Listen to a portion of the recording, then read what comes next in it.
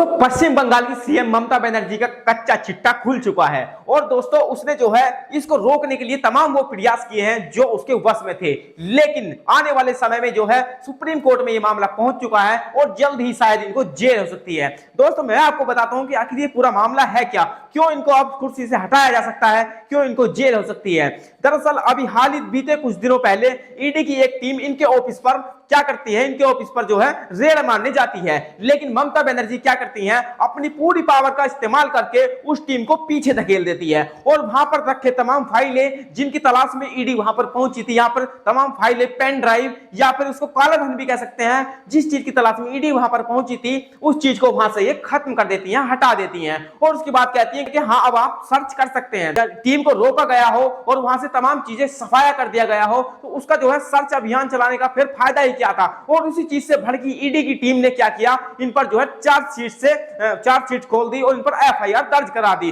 फिलहाल जो मामला सुप्रीम कोर्ट में पहुंच चुका है, सुप्रीम कोर्ट ने जो है इस पर अभी कोई खास इनको जो है दोषी करार नहीं दिया है, लेकिन फिलहाल जो इनकी हरकतें हैं वहां पर जो इनकी तमाम फाइलों को हटाना या फिर वहां से जो है एक तरह से सबूत को मिटाने जैसी इन पर जो चार्जशीट लगे हुए हैं। तो दोस्तों ये ममता बनर्जी वही है, यानी कि जो पश्चिम बंगाल, आपको तो पता ही होगा दोस्तों, जो हमारे भारत से सीमा साझा करता है ये पश्चिम बंगाल है और ये जो है ठीक बांग्लादेश से सीमा साझा करता है और ये वही पश्चिम बंगाल है दोस्तों जहां पर मुर्शिदाबाद जैसा जिला, जहां में जो है भारत में जो आए हुए रोहिंग्या होते हैं या फिर बांग्लादेशी होते हैं जो भारत के लिए आए दिन जो है खतरा बनते जा रहे हैं, जिसके लिए भारत ने इतना बड़ा कदम उठाया, जिसके लिए जो है भारत ने एसआईआर जैसी योजना चलाई भारत के अंदर। ये जो तमाम रोहिंग्या और तमाम बांग्लादेशी जो घुसते हैं वो यहीं से होकर के घुसते हैं और ये तमाम जो ममता बनर्जी की जो यानी कि सरकार की नाकामयाबी है, ऐसे मतलब अलग देश से कोई बंदा ऐसे कैसे घुस सकता है किसी देश में,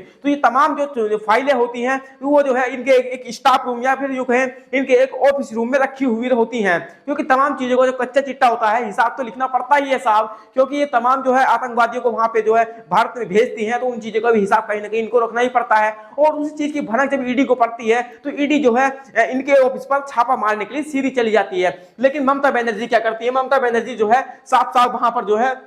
उनका जो है काफी जो कड़ा विरोध करती हैं और कड़ा विरोध करने के बाद में उनको वहीं पर रोक दिया जाता है। रोकने के बाद फिर उनको 1 घंटा बाद कहा जाता है कि साहब अब आप जाइए और सर्च कर लीजिए, अगर आपको कुछ मिले तो उस चीज का कोई मतलब ही नहीं बनता। जो चीजें वहां पर खतरनाक थी या फिर सेंसिटिव जो चीजें थी वो तो इन्होंने ऑलरेडी हटा दी थी और इसी चीज से नाराज ईडी ने जो है अब इन पर जो है छापेमारी कर दी है या फिर ईडी ने इनके खिलाफ जो है मोर्चा खोल दिया है और अब वो मामला जो है सुप्रीम कोर्ट पहुंच चुका है। दोस्तों ये वही जो है आपने इनको शायद देखा ही होगा, इनका नाम है हुमायूं कबीर। हुमायूं कबीर ये वही है जो कि भारत देश को, पूरे भारत को जो है ताल ठोक के ये कहते हैं कि किसी की मां ने दूध पिलाया हो तो पश्चिम बंगाल में आकर के बाबरी मस्जिद को हटा करके दिखा दे, क्योंकि बाबरी मस्जिद एक हुआ करती थी अयोध्या के अंदर और एक इन्होंने जो दिसंबर महीने में 2025 में एक बाबरी मस्जिद की जो नींव रख दी है इन्होंने पश्चिम बंगाल के मुर्शिदाबाद जिले में। दोस्तों ये देश को लगातार तोड़ने का जो काम हो रहा है, ये जो पश्चिम बंगाल की जो राजनीति को, पूरे देश की जो हवा खराब हो रही है, यानी कि पूरे देश में जो माहौल खराब करने का काम कर रहे हैं इस जैसे लोग, ये जो है